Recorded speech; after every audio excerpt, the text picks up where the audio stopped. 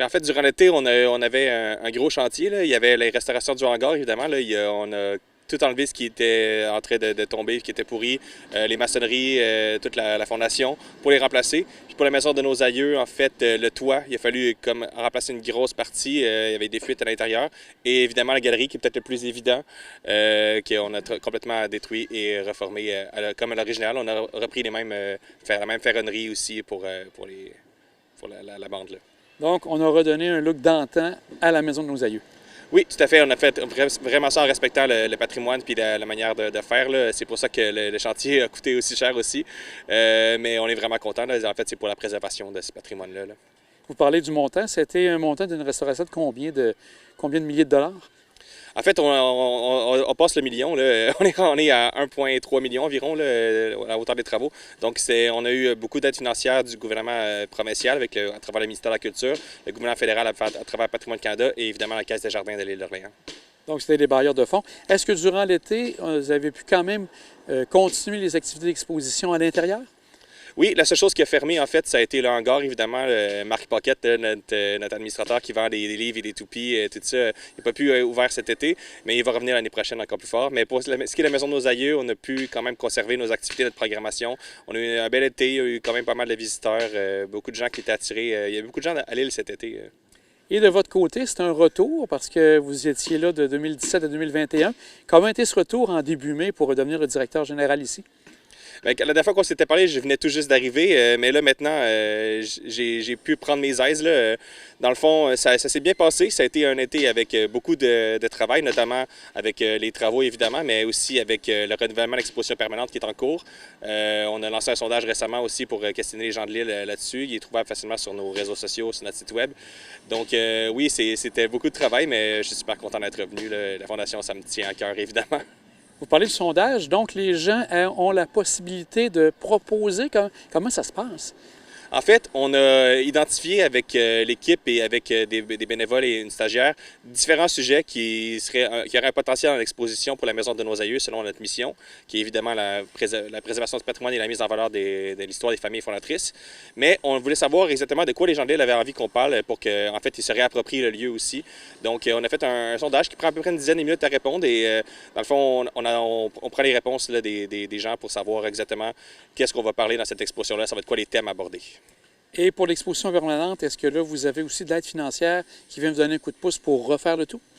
On est actuellement en demande de subventions au niveau du ministère de la Culture. On n'est pas encore fini de budgéter parce qu'on attend de vraiment identifier les sujets et les interactifs et les éléments qu'on va avoir besoin. Mais on va être en campagne de financement et on commence très bientôt là, avec l'activité au pub.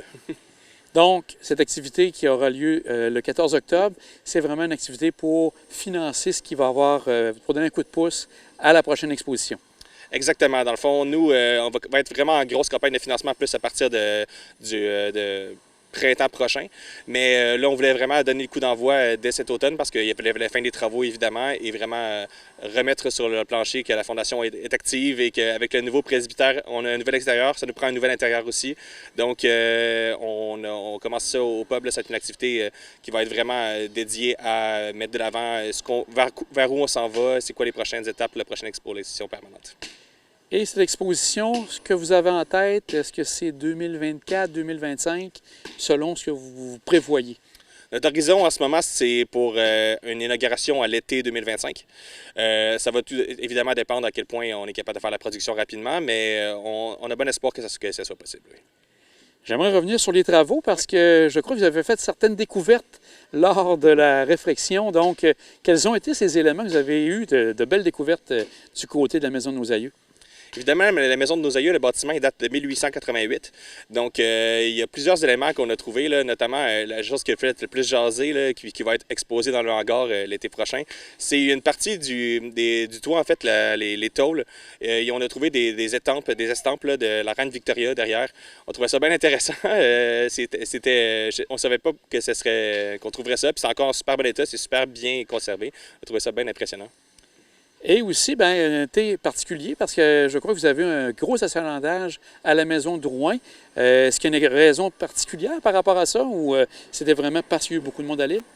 Nous, on pense que c'est à cause qu'il y a vraiment eu beaucoup de monde à l'île. C'est sûr que la maison de Rouen, à chaque été, le bouche-à-oreille fait en sorte que ça se développe parce que c'est vraiment un petit bijou un peu méconnu. On n'a pas fait de campagne en particulier, mais on a notamment été dans la liste des 7 merveilles du patrimoine de continuité, donc ça a peut-être donné un peu de visibilité aussi.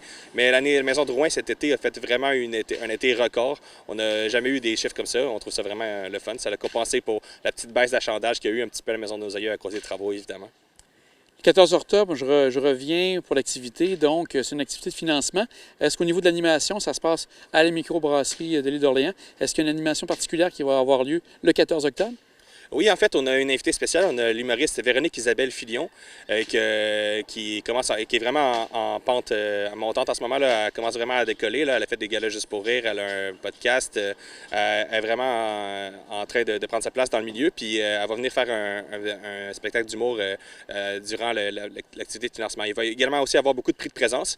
On a des commanditaires qui vont nous appuyer là-dessus. Il va y avoir plein de choses à gagner. Ça vaut la peine de prendre son billet. Là. Donc, c'est ça, il y a une inscription à faire. Donc, il y a des billets qui se vendent actuellement.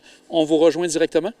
Oui, c'est en vente soit sur notre site web, c'est trouvable, ou venez carrément nous appeler ou venir ici à la Maison de nos Aïeux, on pourra vous en vendre aussi. C'est au coût de 60 $ par personne, 100 $ pour une paire de billets. Ça donne accès au spectacle, mais aussi à des consommations et de la nourriture. Et pour l'automne, j'ai vu aussi qu'il y avait une activité intéressante. Le 21 octobre, ça va être un genre on peut dire, meurtre-mystère. Oui. Super meurtre-mystère, comment ça va se passer? Ça s'appelle comment, cette activité? En fait, c'est en partenariat avec la compagnie Live History, qui, eux, ils font ce qu'on appelle un peu du théâtre interactif. C'est à mi-chemin entre un escape game et une pièce de théâtre. Les gens prennent leur billet, ils vont s'asseoir à la table, ils vont prendre le repas avec la troupe et ils vont ensemble essayer de résoudre le mystère qui va leur être présenté. Dans le fond, les acteurs vont amener des éléments de réflexion au public qui vont être en mesure d'essayer de comprendre ce qui s'est passé finalement. Là.